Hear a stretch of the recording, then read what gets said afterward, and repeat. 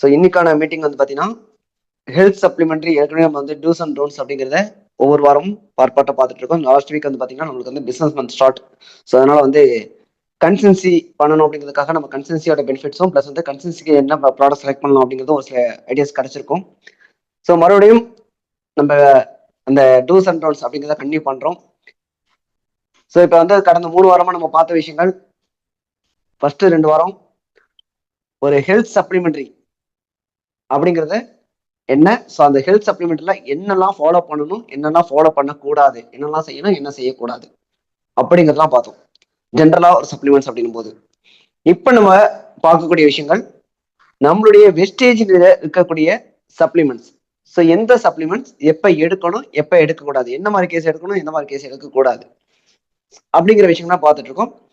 So கடந்த part 3ல வந்து பார்த்தீங்கன்னா நம்ம பார்த்த விஷயங்கள் ஒரு கேட்டகரியில் பார்த்தோம். ஜாயின்ட்ஸ் ஹெல்த் அப்படிங்கிற ஒரு கேட்டகரிலையும் ப்ளஸ் கார்டியோ ஹெல்த் அப்படிங்கிற ஒரு கேட்டகரிலையும் ப்ராடக்ட்ஸ் என்னென்ன இருக்கு, அது யார் எடுக்கலாம், யார் எடுக்கக்கூடாது அப்படிங்கிறத பார்த்தோம். ஸோ இன்னைக்கு நம்ம பார்க்கக்கூடிய விஷயங்கள் என்னன்றதை நம்ம தொடர்ந்து மீட்டிங்ல போய் பார்ப்போம். ஸோ இன்னைக்கு வந்து பார்த்தீங்கன்னா ஆல்மோஸ்ட் 9th வந்துருச்சு. 9th டிசம்பர்ல இருக்கும்.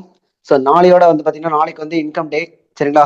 ஸோ எல்லாருமே குரூப்ல கொஞ்சம் ஆக்டிவா இருங்க. எவ்வளவு பேர் இன்கம் சம்பாதிக்கிறாங்கன்னு பாருங்க. இந்த சம்பாதிக்கிறதுக்கான காரணம் இங்க ஒவ்வொருத்தரும் அவங்களுடைய ஆரோக்கியத்தை பார்க்குறாங்க. ஸோ ஆரோக்கியத்தை எடுத்துக்கிறது மூலமா வருமானத்தை சம்பாதிக்கிறாங்க.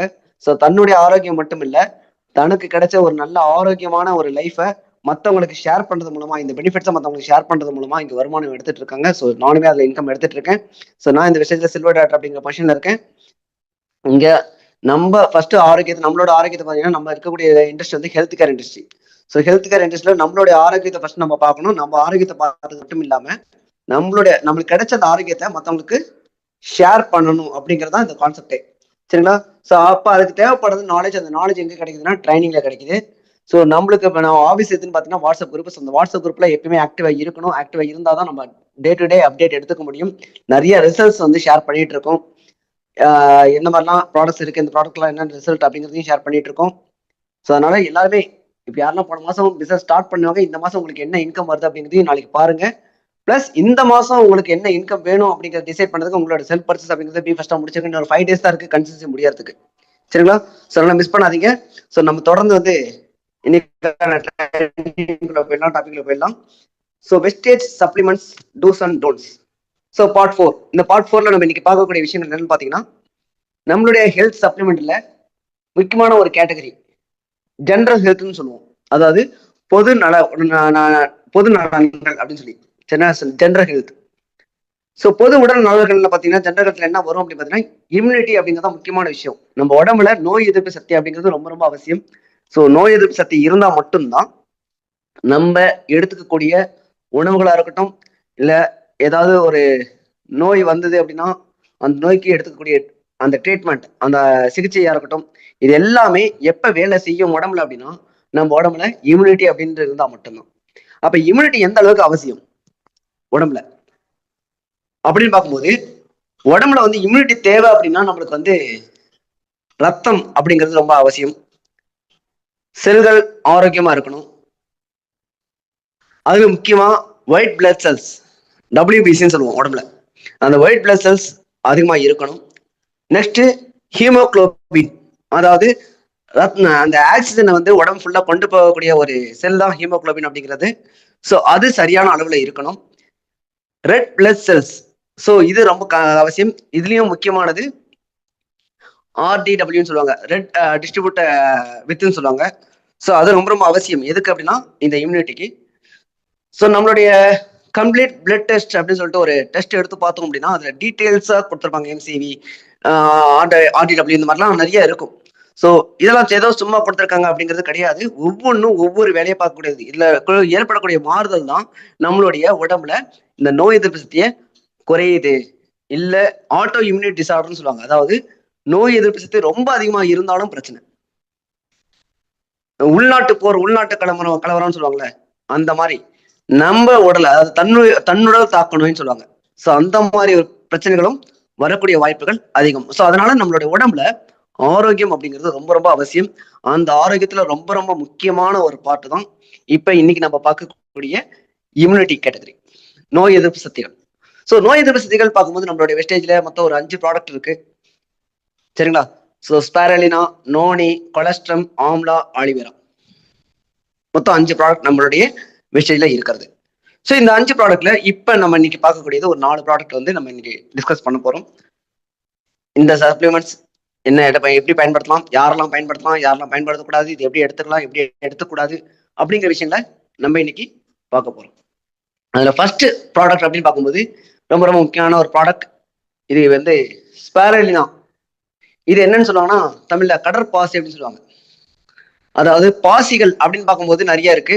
ஸோ அதுல இது முக்கியமா எதுன்னா கடலுக்கு அடியில இருக்கக்கூடிய ஒரு பாசி. இது வந்து ஒரு உணவு. யாருக்கு அப்படின்னு பாத்தீங்கன்னா முக்கியமா மீன்கள், கடல்வாழ் உயிரினங்கள், அதுல சைவத்தை சாப்பிடக்கூடிய உணவுகள், அந்த கடல்வாழ் உயிரினங்கள். ஸோ அவங்களுக்கு முக்கியமான ஃபுட் எதுன்னு பார்த்தீங்கன்னா இந்த கடற்பாசி அப்படிங்கிறது தான். ஸோ இந்த கடற்பாசில வந்து கடல் அப்படின்னாலே தெரியும். ஸோ உப்பு அப்படின்றது எல்லாருக்கும் தெரியும். ஸோ இந்த ஸ்பைரல்ல என்ன இருக்கும்? சால்ட் இருக்கும். ஸோ அது மட்டும் கிடையாது, கடல்ல வாட்டர்ல என்ன இருக்கும்? மினரல்ஸ் இருக்கும். அப்ப இந்த ஸ்பைரல்னால என்ன இருக்கு? மினரல்ஸ் இருக்கு. ரொம்ப ரொம்ப சிம்பிளா நம்ம வந்து உங்களுக்கு நாலேஜ் வர்றதுக்காக இந்த சப்ளிமெண்ட்ஸ் பத்தி நாலேஜ் கிடைக்கிறதுக்காக நான் உங்களுக்கு அதுக்கேற்ற மாதிரி நான் சொல்லித்தரேன். ஸோ ஸ்பைரலினா கடல்ல விளையக்கூடியது அப்படிங்கிற காரணத்தினால கடல் என்ன இருக்கு அப்படின்னு பார்த்தா தண்ணி இருக்கு. தண்ணியில என்ன இருக்கும் அப்படின்னு பார்த்தா மினரல்ஸ் இருக்கும். அப்ப கடல்ல மினரல்ஸ் இருக்கும். கடல்ல மினரல்ஸ் இருக்கு அப்படின்னா கண்டிப்பா அதுல இருக்கக்கூடிய ஸ்பைரல்னால மினரல்ஸ் இருக்கும். ஸோ அப்ப மினரல்ஸ் அதிகமா எங்கெல்லாம் எடுக்கக்கூடாதுன்றது நம்மளுக்கு தெரிஞ்சிருந்தது அப்படின்னா ஸ்பைரலினாவை யாரெல்லாம் எடுக்கக்கூடாது அப்படிங்கிறத நம்ம தெரிஞ்சுக்க முடியும். ஸோ கடல் உப்பு கிடைக்கும் அப்படிங்கிறதுனால, உப்பா இருக்கு அப்படிங்கிறதுனால ஸ்பைரலினால கண்டிப்பா அயோடின் இருக்கு, சால்ட் இருக்கு, சோடியம் இருக்கு. ஸோ சோடியம், பொட்டாசியம் இந்த மாதிரி வகையான தனிமங்கள் அதுல இருக்கு, மினரல்ஸ் இருக்கு. ஸோ இதெல்லாம் வந்து அதிகமா இருக்கு அதாவது அப்படின்னும் போது அப்ப யார் எடுக்கக்கூடாது அப்படின்னு பார்த்தீங்கன்னா கிட்னி ப்ராப்ளம், லிவர் ப்ராப்ளம் இருக்கிறவங்க ஸ்பைரலினா கண்டிப்பா எடுக்கக்கூடாது. பித்தப்பை ஸ்டோன் இருக்கு அப்படின்னா கண்டிப்பா இந்த ஸ்பைரலினா எடுக்கக்கூடாது. அப்ப ஸ்பைரலினா யாரெல்லாம் எடுக்கலாம்? என்னுடைய உடம்புல ஊட்டச்சத்து கம்மியா இருக்கு, அதாவது புரோட்டீன் கம்மியா இருக்கு. வேற எந்த ஒரு பிரச்சனையும் எனக்கு இல்லை, எனக்கு புரோட்டீன் கம்மியா இருக்கு உடம்புல. ஸோ என்னுடைய சதைகள் வந்து வீக்கா இருக்கு, ஜவ்வு. புரோட்டீன் இருந்தா மட்டும்தான் உடல்ல தசைகள் உருவாகும். ஸோ தசைகள் சென்று கொடுக்கக்கூடியது ஸ்பைரலினா, பிகாஸ் இதுல புரோட்டீன் இருக்கு. ஸோ எவ்வளவு புரோட்டீன் இருக்கு பாத்தீங்கன்னா 60% மேல இதுல புரோட்டீன் இருக்கு. அப்ப இது புரோட்டீன் இருக்கு அப்படின்னா அப்ப யார் எடுக்கக்கூடாது புரோட்டீன் அப்படின்னு பாத்தீங்கன்னா உடல் பருமனா இருக்கிறவங்க ஸ்பைரலினா எடுக்கக்கூடாது. ஒருவேளை அவங்களுக்கு தேவைப்படுது, இம்யூனிட்டிக்காக தேவைப்படுது அப்படின்னாலும் பிஃபோர் ஃபுட்ல கொடுக்கலாம். ஏன் பிஃபோர் ஃபுட்ல கொடுக்குறோம் அப்படின்னா இத புரோட்டீன் இருக்கிறதுனால இதை பிஃபோர் ஃபுட்ல எடுக்கும் போது அவங்களோட பசி கட்டுப்படும். பசி கட்டுப்பட்டுருச்சு அப்படின்னா நம்ம சாப்பிட்ற அளவு குறையும். ஸோ சாப்பிட்ற அளவு குறையும் போது உடல் பருமன் குறையும். அப்ப ஒரு பசியை கண்ட்ரோல் பண்றதுக்கு இது தேவைப்படுதுன்னா ஸ்பைரலினா தேவைப்படுது. நல்லா புரிஞ்சுக்கங்க, ஏன் ஸ்பைரலினாவை பிஃபோர் ஃபுட் அப்படின்னு சொல்றோம்னா காரணம் இதுதான். பசியை கட்டுப்படுத்துறதுக்காக ஸ்பைரலினா முன்னாடியே எடுக்கணும். ஒருவேளை இதை ஆஃப்டர் ஃபுட்ல எடுத்தா என்ன ஆகும்? நம்ம சாப்பிடக்கூடிய உணவுகள்ல கண்டிப்பா கொலஸ்ட்ரால், புரோட்டீன் எல்லாமே இருக்கு. அப்ப அதுவே நம்ம உடம்பு வெயிட் ஏற்றும். கலோரிஸ் அதிகமா இருக்கு, வெயிட் ஏறும். கலோரிஸ் அதிகமா இருந்து வெயிட் ஏறுது அப்படின்னும் போது அதுக்கான உழைப்பை நம்ம கொடுக்குறோம், உடல் உழைப்பை கொடுக்குறோம் அப்படின்னா பிரச்சனை இல்லை. உடல் உழைப்பு கம்மியா இருக்கு, அந்த நேரத்துல நான் ஸ்பைரலினா எடுக்கிறேன் அப்படின்னா இன்னும் உடல் எடை கூறும். ஏன்னா ஸ்பைரலினால கலோரிஸ் அதிகம். அப்ப கலோரிஸ் அப்படின்றது என்னன்னு பாத்தீங்கன்னா நம்மளோட உடம்புல இருக்கக்கூடிய கலோரிஸ் தான் என்னவா கன்வெர்ட் ஆகுதுன்னா எனர்ஜியா கன்வெர்ட் ஆகுது. நம்ம எனர்ஜியா கன்வெர்ட் பண்ணிட்டோம்னா பிரச்சனை இல்லை. எப்ப எனர்ஜியா கன்வெர்ட் பண்ணலையோ அப்ப அது உடம்புக்கு ஆபத்தா முடியுது. அப்ப நம்ம உடம்ப சரியான அளவுல பராமரிக்கிறதுக்கு என்ன தேவை? சம விகித உணவு அப்படின்னு சொல்லுவோம், அது கண்டிப்பா தேவை. அப்ப நம்ம ஸ்பைரலினா எடுக்கும் போது எப்படி எடுக்கணும் அப்படின்னு பாத்தீங்கன்னா இப்ப நான் சொன்ன மாதிரிதான், எனக்கு உடம்பு மெலிஞ்சு போகுது, உடம்பு ஏத்தணும், உடம்பு வெயிட் கூடணும், அதே நேரத்தில் எனக்கு இம்யூனிட்டி கம்மியா இருக்கு, இம்யூனிட்டி ஏத்தணும், எனக்கு வந்து எந்த ஒரு நோயும் வந்துடக்கூடாது, ஸோ அதுக்காக நான் எடுத்துக்கணும் அப்படின்னா ஜென்ரல் ஹெல்த்தா, அதாவது எந்த நோயும் இல்லாதவங்க ஜென்ரல் ஹெல்த்தா எடுக்கணும் அப்படின்னா ஸ்பைரல்னா தாராளமா எடுத்துக்கலாம். யாரு அப்படின்னு பார்த்தீங்கன்னா 12 வயதுக்கு மேல உள்ளவங்க. படிக்கிற பசங்க எடுக்கலாமா அப்படின்னா தாராளமா எடுக்கலாம், பட் அளவோடு எடுத்துக்கணும். ஸோ ஒரு நாளைக்கு 1 அல்லது 2 பசங்களுக்கு, அதாவது பசங்கன்னா சில்ட்ரன்ஸ்க்கு, பெரியவங்க அடல்ட்ஸ் 18 வயது மேல உள்ளவங்க இம்யூனிட்டிக்காக எடுக்கிறீங்க, ஜென்ரலா எடுக்கிறீங்கன்னா 2 அல்லது 3. எப்ப எடுக்கலாம் அப்படின்னா இப்ப நான் சொன்ன மாதிரி தான், வெயிட் அதிகமா இருக்கீங்கன்னா பிஃபோர் ஃபுட்டு, வெயிட் கம்மியா இருக்கீங்கன்னா ஆஃப்டர் ஃபுட்டு, சாப்பிட்டதுக்கு அப்புறம். உங்களுக்கு பெஸ்ட் ரிசல்ட் வேணும் அப்படின்னா அதுக்கேற்ற மாதிரி எடுக்கும்போது கண்டிப்பா உங்களுக்கு பெஸ்ட் ரிசல்ட் அப்படிங்கிறது கிடைக்கும் உடம்புக்கு. இந்த ஸ்பைரல்லாம் எடுக்கும்போது கம்பல்சரி எக்ஸசைஸ் அப்படிங்கிறத ஃபாலோ பண்ணணும். ஃபிட்னஸ் கண்டிப்பா ஃபாலோ பண்ணணும். நீங்க ஃபிட்னஸ் ஃபாலோ பண்ணாம வெறும் ஸ்பைரல்லாம் மட்டும் எடுக்கிறீங்க அப்படின்னா உங்களுக்கு சரியான அந்த ரிசல்ட்ஸ் அப்படிங்கிறது கிடைக்காது. உங்களுக்கு சரியான ரிசல்ட் வேணும், உங்களுக்கு அது அந்த எடுத்துட்டதுக்கு உண்டான அந்த ஆரோக்கியத்துக்கு உண்டான ரிசல்ட் உங்களுக்கு தேவை அப்படின்னா கண்டிப்பா கூட எக்ஸசைஸ் பண்ணணும். எதுக்கு? ஸ்பைரல்னா எடுக்கும் போது. ஸ்பைரல்னா மட்டும் இல்ல, நம்மளுடைய வெஸ்டேஜ்ல இருக்கக்கூடிய வெயிட் மேனேஜ்மெண்ட்ல இருக்கக்கூடிய எந்த ஒரு ப்ராடக்டா இருந்தாலும் கண்டிப்பா பிசிக்கல் ஃபிட்னஸ் அப்படிங்கிற உடற்பயிற்சி அப்படிங்கிறத கண்டிப்பா ஃபாலோ பண்ணணும். சின்ன சின்ன உடற்பயிற்சிகள் தெரிஞ்சு வச்சுக்குங்க. ஸ்கூல்ல சொல்லிக் கொடுக்கக்கூடிய உடற்பயிற்சிகள் தான். ஸோ அதெல்லாம் பேசிக். ஸோ அந்த பேசிக் நீங்க ஃபாலோ பண்ணாலே போதும். ரொம்ப உங்களுக்கு ஹெல்த்தியா இருக்கணும் அப்படின்னும் போது நீங்க ஃபிட்னஸ் கோச் போய் அப்ரோச் பண்ணி நீங்க ஃபிட்னஸ் கத்துக்கலாம். சரிங்களா? ஸோ அதுக்கு அடுத்து இந்த ஸ்பைரல்னா எடுக்கும்போது நம்மளுடைய உணவோட சேர்த்து இதை ஃபாலோ பண்ணக்கூடாது. கொஞ்சம் கேப் விட்டு ஃபாலோ பண்றது ரொம்ப ரொம்ப நல்லது. ஏன் அப்படின்னா அந்த உணவுல இருக்கக்கூடிய ஊட்டச்சத்து நம்ம உடம்புக்கு போய் சரியா போய் சேரணும். இதை சேர்த்து எடுக்கும் போது என்ன ஆகும்னா அந்த ஊட்டச்சத்து சரியா போய் உடம்புக்கு சேராது. ஸோ உணவுல இருக்கக்கூடிய ஊட்டச்சத்து தான் முதல்ல உடம்புக்கு தேவை. ஸ்பைரலினா ஃபுட்டுக்கு ஆல்டர்னேட் கிடையாது, உணவுக்கு மாற்று கிடையாது. ஸ்பைரல்னா மட்டும் இல்ல, நம்மளுடைய எல்லா சப்ளிமெண்ட்ஸுமே. அதனால உணவுக்கு தான் முதல் உரிமை கொடுக்கணும். ஃபர்ஸ்ட் ப்ரியாரிட்டி அப்படின்னு சொல்லுவாங்க. ஸோ அது எதுக்கு கொடுக்கணும் அப்படின்னா உணவுக்கு தான். அதை தாண்டி தான் சப்ளிமெண்ட்ஸ் அப்படிங்கிறது. உடல்ல நோய் இருக்கு அப்படின்னும் போது அதுக்கு ஃபர்ஸ்ட் ப்ரியாரிட்டி ஆர்டர் வைஸ் பார்த்தீங்கன்னா ஃபர்ஸ்ட் உணவு, மெடிசன், அதுக்கப்புறம் சப்ளிமெண்ட்ஸ். நல்லா ஒண்ணு புரிஞ்சுங்க. நோய் இருக்கு அப்படின்னும் போது ஃபாலோ பண்ணக்கூடிய மெத்தட் ஃபர்ஸ்ட் ப்ரியாரிட்டி எதுக்கு இருக்கணும்? உடம்புல நோய் இருக்கு அப்படின்னா உணவுக்கு அடுத்தபடியா மெடிசன் தான் இருக்கணும். ஸோ மெடிசனை விட்டுட்டு நான் சப்ளிமெண்ட்ஸ் எடுத்துக்கிறேன் அப்படின்னா சப்ளிமெண்ட்ஸ் அப்படிங்கிறது ஸ்லோ ப்ராசஸ், ரொம்பவும் மெதுவா வேலை செய்யக்கூடியது. ஸோ அதனால ரிசல்ட் உடனே கிடைக்காது. சாதாரண உடலுக்கு ரொம்ப மெதுவாக தான் வேலை செய்யும். அப்ப நம்ம எப்படி ஃபாலோ பண்ணணும்? இந்த ஆர்டர் தான் ஃபாலோ பண்ணணும். அதுக்கு அடுத்து இது யாருக்காவது இந்த சீ ஃபுட் அலர்ஜி இருக்கு அப்படின்னா அவங்க ஸ்பைரல்னா பயன்படுத்தக்கூடாது. நல்லா புரிஞ்சுங்க. சீ ஃபுட் அலர்ஜி இருக்கு அப்படின்னா ஸ்பைரல்னா பயன்படுத்த கூடாது. யாருக்காவது ஃபீவர் இருக்கு, ஸ்பைரல்னா பயன்படுத்தக்கூடாது. எங்க இப்பதாங்க சொன்னீங்க இம்யூனிட்டி அப்படின்னு சொல்லிட்டு, இப்ப நான் ஃபீவர் இருந்தா இது ஏன் எடுக்கக்கூடாது? ஏன்னா இது வந்து கடல், ஸோ கடற்பாசி. ஸோ ஃபீவர் அப்படின்னும் போது உடல் வெப்பநிலை கூடுது அப்படின்னும் போது இது இன்னும் அதிகப்படுத்தி விடுறதுக்கு வாய்ப்புகள் அதிகமா இருக்கு. ஸோ அதனால அவங்க இதை பயன்படுத்தக்கூடாது. ஸ்டாப் பண்றது ரொம்ப நல்லது. ஸோ இதுக்கு ஆல்டர்னேட் சப்ளிமெண்ட்ஸ் இருக்கு. ஸோ அதுக்கேற்ற மாதிரி அதை பயன்படுத்திக்கலாம். கோல்ட் அண்ட் ஃபீவர் இருக்கவங்க இதை பயன்படுத்த வேண்டாம். அதுக்கு அடுத்து நம்மளுடைய இன்னொரு ஒரு ப்ராடக்ட் கிட்டத்தட்ட ஸ்பைரல்னா மாதிரியே. ஸோ அதோடைய பேர் நோனி. ஸோ இந்த நோனி வந்து பாத்தீங்கன்னா நொய்யா பழம் சொல்லுவாங்க. ஸ்பைரல்னா அப்படியே கடற்பாசின்னு சொல்றோமோ அந்த மாதிரி இது நோனியோடைய இன்னொரு நம்மளுடைய தமிழ் பெயர் அப்படின்னா நொய்யா பழம். வெப்ப மண்டல காடுகள்ல விளையக்கூடிய ஒரு பழம் இந்த நோனி அப்படிங்கிற நொய்யா பழம். ஸோ இதுல வந்து சிட்ரி இருக்கு. ஸோ அதனால வந்து இந்த ஃப்ரூட், இந்த பழத்தோட சாறு உடலுக்கு வந்து ஸ்கின் பராமரிப்பு, ஒரு ஆன்டி ஆக்சிடென்டா இது செயல்படுது. அதே போல அப்சர்ப்ஷன், நம்மளுடைய உடம்புல இருக்கக்கூடிய ஊட்டச்சத்தை அப்சர்வ் பண்றது. எப்படி வந்து ஒரு விவசாயத்துக்கு நம்மளுடைய அக்ரி 82 கொடுத்தா அக்ரி 80 வந்து அப்சர்வ் தான் இருக்கு. ஸோ எந்த ஒரு ஊட்டச்சத்தா இருந்தாலும் அதை என்ன பண்ணும், அப்சர்வ் பண்ணி அந்த செடிகளுக்கு கொடுக்கக்கூடிய வேலையை பார்க்கக்கூடியது 82, அக்ரி 82. அதே போல சப்ளிமெண்ட்ஸ்ல நோனி, இந்த நோனி என்னன்னா அப்சர்ப்ஷன் அப்படின்னு சொல்லுவாங்க. இதையும் சிலர் எடுக்கலாம், சிலர் எடுக்கக்கூடாது அப்படிங்கிற கண்டிஷன் இருக்கு. காரணம், நோனில இருக்கிறது முக்கியமான ஒரு பொருள், ஒரு ஊட்டச்சத்து பொட்டாசியம். இது நோய் எதிர்ப்பு சக்திக்கு உதவுது.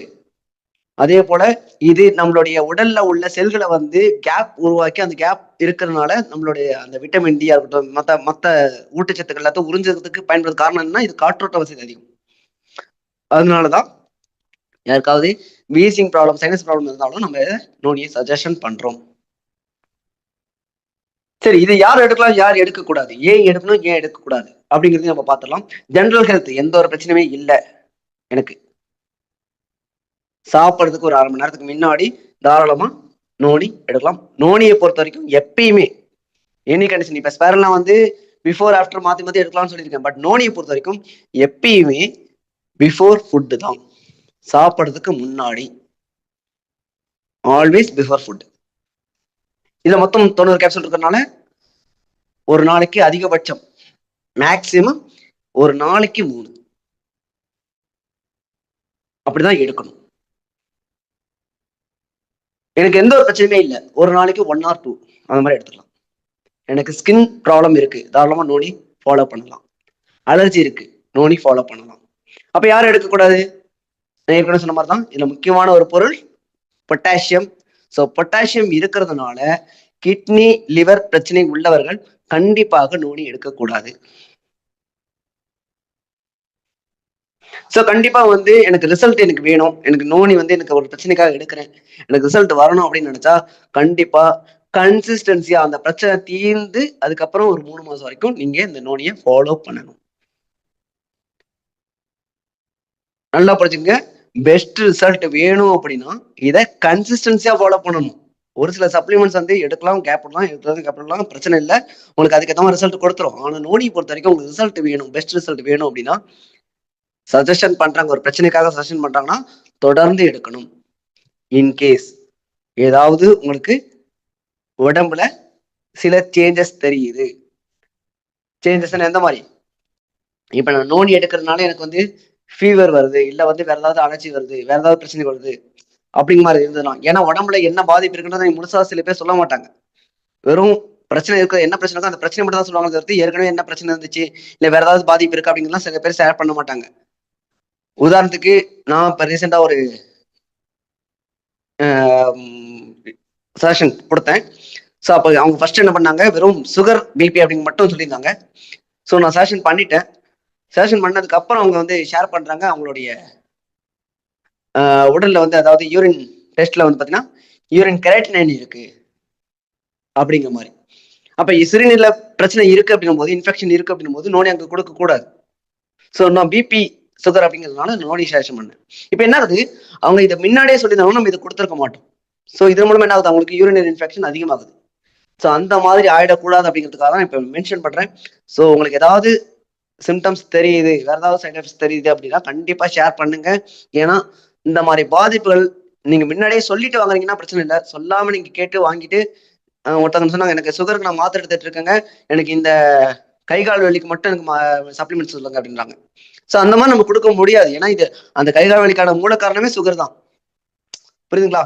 ஸோ அப்ப அந்த மாதிரி விஷயங்களை நம்ம வந்து கேர்ஃபுல்லா டீல் பண்ணணும்.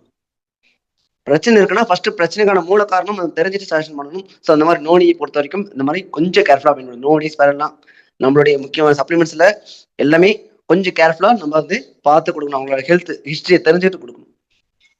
அதே போல கல்லீரல் நோய், இப்ப ஏற்கனவே சொன்ன மாதிரி தான், லிவர் சிறுநீரக பிரச்சனை இருந்தா இதை பயன்படுத்தாதீங்க, தயவு செஞ்சு யாருக்கும் சஜஷன் பண்ணிடாதீங்க. அதே போல பொட்டாசியம் உள்ள வேற ஏதாவது நம்ம ஃபுட் எடுக்கிறோம் அப்படின்னா அதோட சேர்த்து நோயை பயன்படுத்தக்கூடாது, அதையும் தெரிஞ்சுக்கங்க. பொட்டாசியம் கண்டென்ட் உள்ள ஏதாவது ஃபுட்டு, உணவுகள், உணவுப் பொருட்கள், காய்கறிகள் ஏதாவது சாப்பிட்றோம் அப்படின்னா அது கூட சேர்த்து நோனியை பயன்படுத்த வேண்டாம். ஏன்னா அதுல ஆல்ரெடி பொட்டாசியம் இருக்கு. ஸோ ஹைப்பர் ஆகிடக்கூடாது பொட்டாசியம் வந்து, அதுக்காக. ஸோ நெக்ஸ்ட் நம்ம பார்க்கக்கூடிய சப்ளிமெண்ட்ஸ் என்னன்னு பார்த்தீங்கன்னா கொலஸ்ட்ரம். கொலஸ்ட்ரம் அப்படிங்கிறது மாட்டினுடைய சீம்பால். நல்லா படிச்சுங்க, மாடு கன்று போட்டு அந்த 6 மணி நேரத்தில் எடுக்கிறதுக்கு பேர் தான் கொலஸ்ட்ரம் அப்படின்னு சொல்லுவாங்க.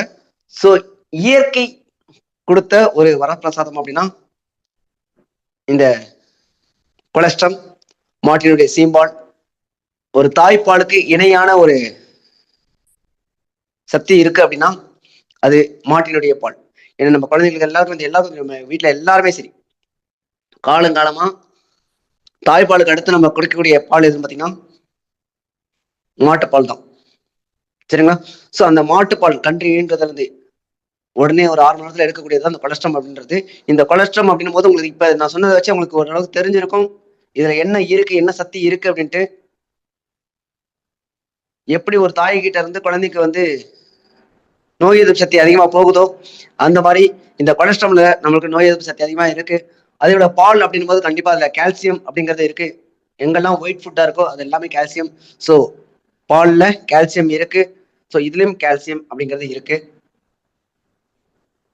அதே போல நம்ம உடம்புல உள்ள மரபணு கோளாறுகள் பிரச்சனைகள் இருக்கு அப்படின்னா கண்டிப்பா சஜஷன் பண்ணலாம் கொலஸ்ட்ரம் அப்படிங்கிறத.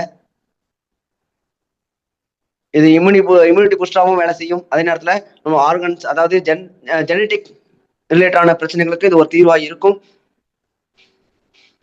சரி, இதை யாரெல்லாம் எடுக்கலாம், யார் எடுக்கக்கூடாது அப்படிங்கிறத நம்ம பார்ப்போம். ஸோ அந்த வகையில பார்க்கும்போது தைராய்டு பிரச்சனை இருந்தா கண்டிப்பா டாக்டரை கன்சல்ட் பண்ணாம நம்ம கொலஸ்ட்ரம் எடுக்கக்கூடாது. காரணம் இப்ப நான் சொன்ன மாதிரிதான் இதுல கால்சியம் அதிகமா இருக்கு. ஸோ மாட்டினுடைய சீம்பால்ல கொஞ்சம் சால்ட்டும் இருக்கு. ஸோ அதனால தைராய்டு பிரச்சனை உள்ளவங்க கண்டிப்பா டாக்டரை கன்சல்ட் பண்ணி தான் எடுக்கணும்.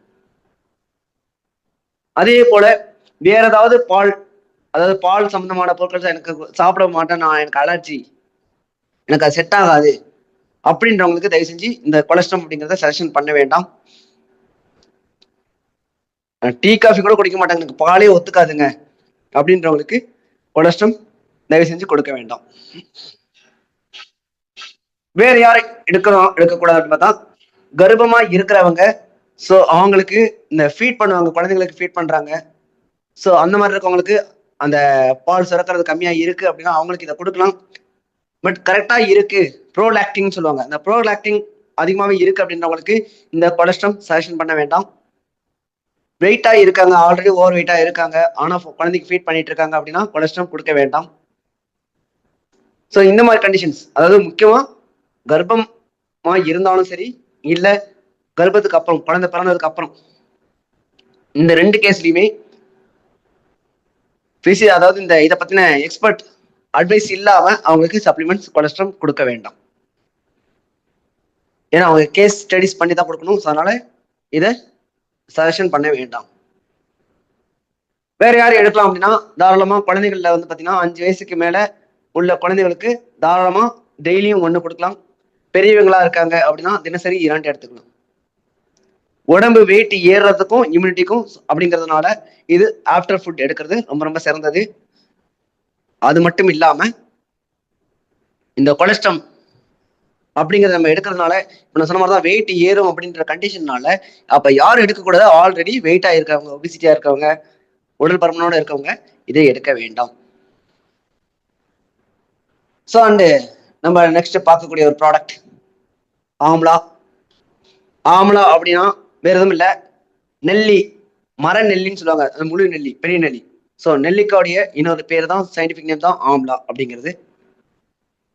ஆம்லா அப்படின்னும் போதே ஸோ மஞ்சள் கல்லில் இருக்கக்கூடிய, மஞ்சள் நிறத்தில் இருக்கக்கூடிய எந்த ஒரு ஃப்ரூட்டா இருந்தாலும் அதுல இருக்கக்கூடிய முக்கியமான ஒரு ஊட்டச்சத்து எது அப்படின்னு பார்த்தீங்கன்னா விட்டமின் சி.